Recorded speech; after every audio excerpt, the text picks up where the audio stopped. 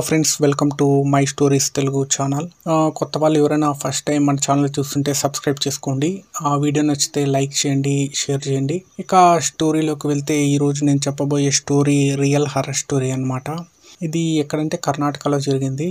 కర్ణాటకలో సురేష్ అనే అతను వైల్డ్ లైఫ్ ఫోటోగ్రాఫర్ అనమాట. అంటే ఫారెస్ట్లో ఎవరు వెళ్ళని ప్లేసెస్కి వెళ్ళి ఫోటోలు తీస్తుంటాడు అనమాట. అంటే అతని ప్యాషన్ అనమాట. ఇది ఇలా ఉండగా ఒకరోజు సురేష్ అతని ఫ్రెండ్ కలిసి night time forest view animals తీద్దామని చెప్పేసి ఒకరోజు కార్లో బయలుదేరారు.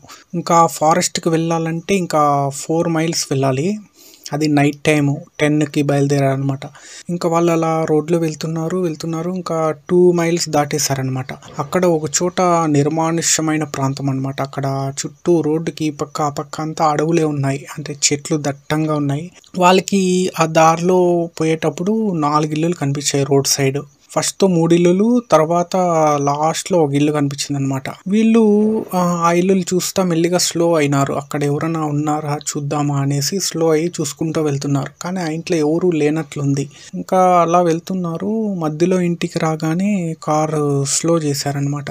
స్లో చేసి చూశారు, ఎవరు లేరు. మళ్ళీ కార్ స్టార్ట్ అవ్వలేదన్నమాట.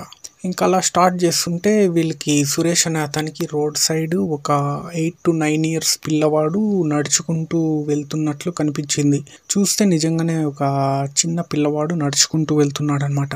ఇంకా ఇతను సురేష్ పక్కన ఇంకో ఫ్రెండ్ ఉన్నాడు కదా, ఆ ఫ్రెండ్ చూసి ఎవరో పిల్లాడు ఉన్నాడు, చూద్దాం అడుగుదాం, ఈ టైంలో ఎవరు లేరు, ఈ పిల్లాడు ఎక్కడి నుంచి వచ్చాడు. కానీ మా ఫ్రెండ్ వచ్చేసి ఒకసారి చూద్దాం రా, ఏం పిల్లాడికి ఏదైనా అవసరం ఉందేమో, తప్పిపోయినాడేమో, ఎక్కడికి ఎలా వచ్చాడో అని చెక్ చేద్దామని కార్ దిగి వెళ్ళి ఆ పిల్లవాడి దగ్గరికి వెళ్ళినాడు అనమాట. కానీ ఆ పిల్లవాడు నడుచుకుంటూ అట్లే పక్కనికి ఎక్కడికో వెళ్తున్నాడు.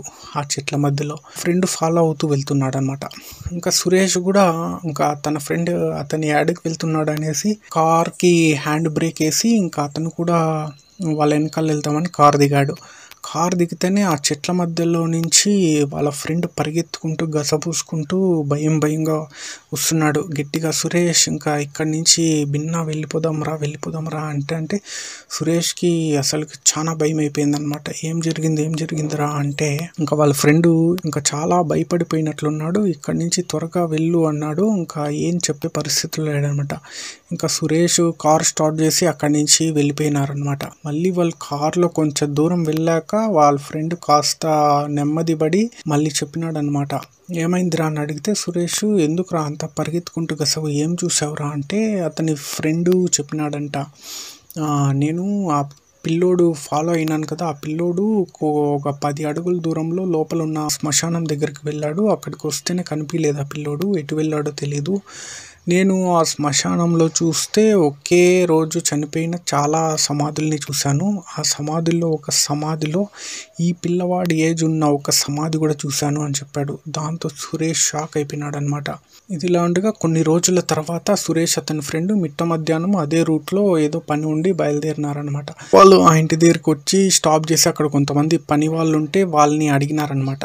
అసలు ఆ ఇంట్లో ఏం జరిగింది ఏమి అని అడిగినారనమాట. ఇంట్రోగేట్ చేసినారు. ఇదే ఇంట్లో 10 years బ్యాక్ ఒక ఫ్యామిలీ మొత్తం అగ్ని ప్రమాదంలో చనిపోయినారు అని చెప్పినారనమాట. అది వినగానే సురేష్ వాళ్ళ ఫ్రెండ్ షాక్ అయినారు. అగ్ని ప్రమాదం జరిగి అందరూ చనిపోయినాక ఫైర్ డిపార్ట్మెంట్ వచ్చి వాళ్ళ శవాల్ని తీస్తున్నప్పుడు ఆ చిన్న పిల్లాడి శవం మాత్రం మిస్ అయింది అని చెప్పినారనమాట కార్మికులు. ఫ్రెండ్స్, ఇది ఇవాల్టి హర్రర్ స్టోరీ. ఇంకొక రియల్ హర్రర్ స్టోరీతో నెక్స్ట్ వీడియోలో కలుద్దాం. లైక్ చేయండి వీడియోని, మర్చిపోకండి సబ్స్క్రైబ్ చేసుకోండి కొత్త వాళ్ళు. Until then bye.